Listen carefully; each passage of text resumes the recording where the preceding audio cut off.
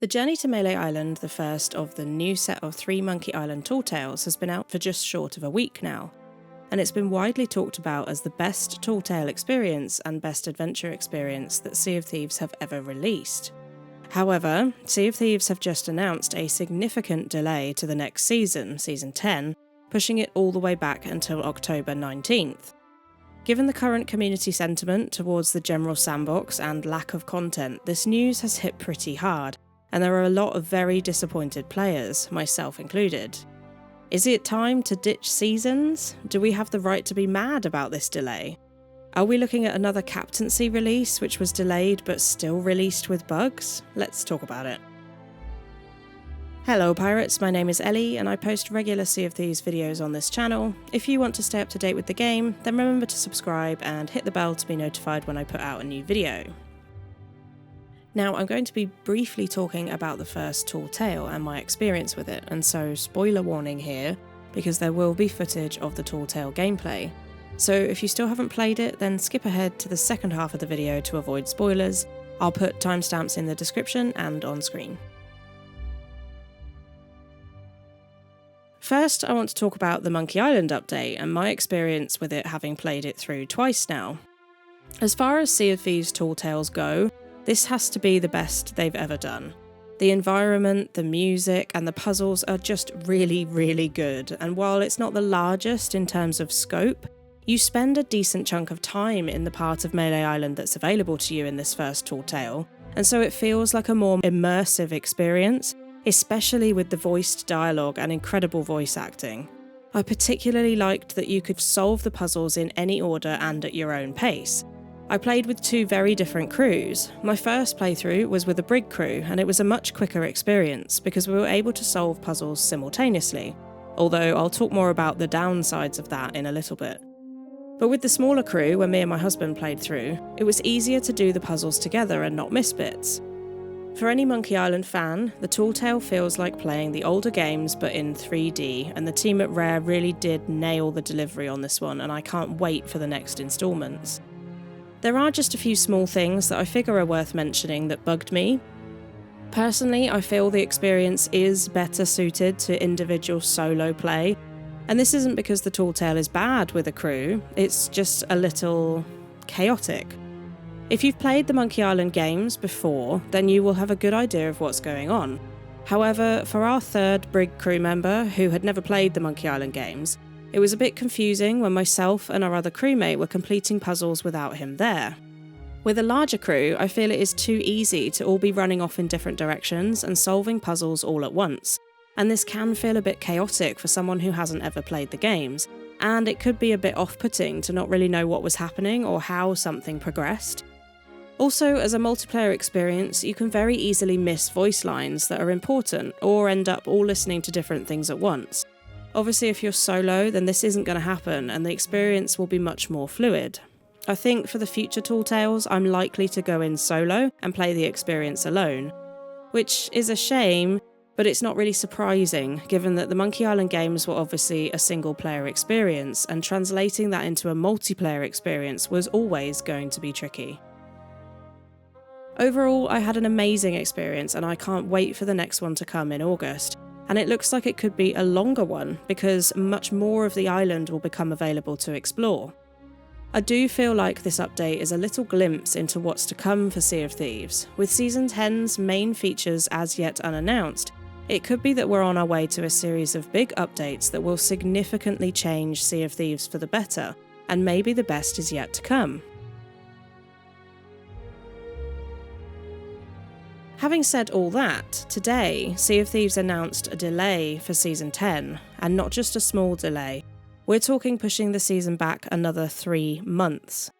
They released a video on their main channels, and essentially it was a sit-down with Mike Chapman, Christina McGrath and John McMurtry, who essentially revealed the unfortunate news that the developers had made the decision to delay Season 10's release until October 19th. Obviously, this has caused quite a bit of upset in the community, and I think most of the upset is coming from a place of frustration. We are already pretty starved of content, and on the back of the largely successful Monkey Island update, it's upsetting to hear such disappointing news. You could genuinely feel the sadness from the developers, and of course it's not going to have been easy to make this decision.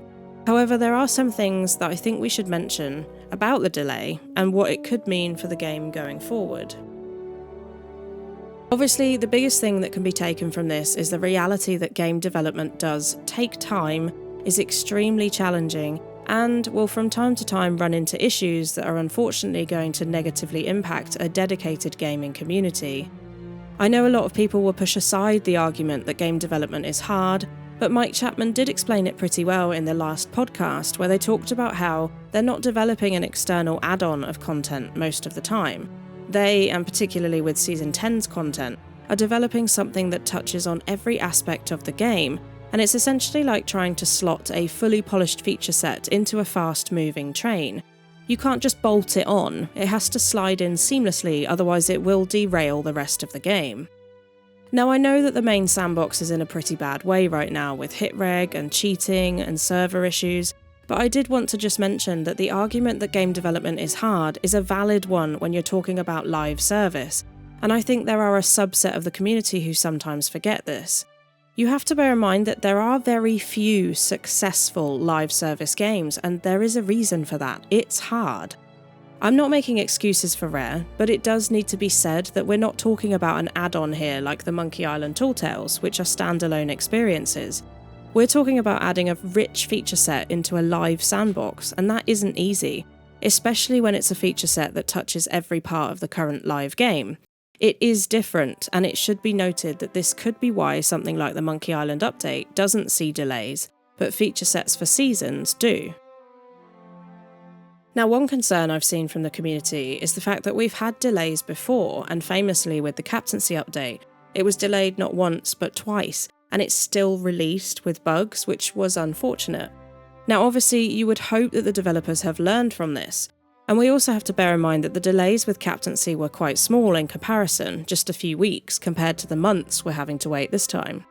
Now, obviously that's not a good thing, but it will hopefully mean more time to really iron out those bugs. It could be that the reason for such a lengthy delay this time is because they've learned from the captaincy delayed release and don't want a repeat of that. But there definitely is going to be a lot of pressure on Season 10. The biggest call out I've seen from the majority of the community is that it might be time to just drop the seasonal model and move back to a named update varied release schedule. In a video I did a while back, I talked about the seasonal model for this game and how the seasons are just too long. When you add delays like this, it is really hard to talk about seasons in Sea of Thieves in any serious way. Named updates also had a more impactful presence as an update, and I think a lot of players remember the named updates more fondly. You know, Cursed Sails, Shrouded Spoils, Hungering Deep, they were all updates which didn't follow the seasonal model. And they varied in size quite a bit as well, and there wasn't this pressure to release a big update every 3 months. We knew that the updates would be released when they were ready, and whilst I understand the need to set a schedule, in Sea of Thieves' case, I feel like the seasonal model has hurt the development cadence, not helped it. I said in my Stay of the Game video that the seasonal model was sold to us as a way to enforce more regular updates, but it just isn't working.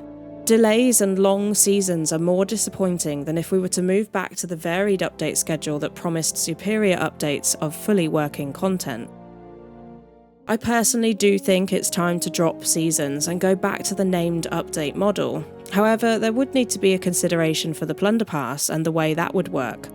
Perhaps they could consider still releasing a Plunder Pass separately every 3 months, but allow for it to be over-leveled for certain rewards.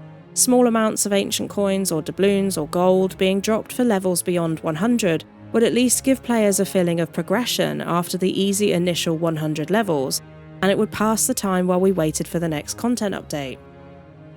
During the captaincy delays, Joe Neat did talk about extending Renown as a way to fill any gaps in case of future delays to seasons. It's interesting that they haven't chosen to do that at this time. You all know I've been pretty vocal about my frustrations with Sea of Thieves and their live service claims. Delays like this are not going to help with that. However, live service is one of the hardest things to pull off, and one thing that Rare have done well here is communicate properly. It's not easy for them to announce this delay, and it's even harder for them to talk about the issues that the community have been raising. They did mention that they are listening, and they also suggested that they're holding another podcast soon to discuss the delay in more detail and to answer questions that the community have surrounding this. What does have me excited is the wording that Mike Chapman used in the video where they announced the delay. They talked about how now that Season 10 is delayed, it will mean that they will include Season 11's feature set with Season 10. This won't release all at once. Season 10 will launch on October 19th, and then Season 11's feature set, which will now be part of Season 10, will release 1 month later during November. So a staggered release for 2 sets of headline content means a busy end to the year. Season 12, I think, was always slated for next year given the length of seasons in general, and so potentially starting with 2024's first update, we could be looking at bigger and better expansions to the game. Mike Chapman talked about how the rest of this year and the updates coming are essentially building the foundations to allow them to expand on the Sea of Thieves in a much bigger and more meaningful way, and so it really does sound like what I'd expected. The best is yet to come. Here's what Mike Chapman said when talking about the updates for this year. The work we're doing now, and Season 10 speaks to this, we're really committed to expanding what Sea of Thieves can be as an experience. And Season 10 has had this added complexity because it is this new foundational system. We're doing this work because we want to set Sea of Thieves up for an even greater future. And honestly, I would ask the community, just if you can, bear with us as we do this work. It's something that we're really committed to. But as we look to the end of this year and beyond, we remain as ambitious and excited as ever for the future that this game has ahead. So Season 10 and the type of features that Season 10 represents, those foundational systems, as we look to the latter half of this year and beyond, it's very much about completing that work and then enriching this new expanded Sea of Thieves experience that we have. New tools, new variety in the sandbox, giving you new pirate experiences in that pirate world. So looking forward to the updates we do know about, we have a Gold and Glory weekend scheduled for the 4th of August, and of course that does usually mean a boost in Allegiance too, so anyone like me still working on their Allegiance rep has a good excuse to jump in on that weekend. Beyond that, there will of course be the second instalment in the Monkey Island release towards the end of August, and then they've talked about a Legends Week which will be returning after its inaugural event last year. Christina also mentioned that there will be a special community weekend coming in September with a new feature that's never been seen before.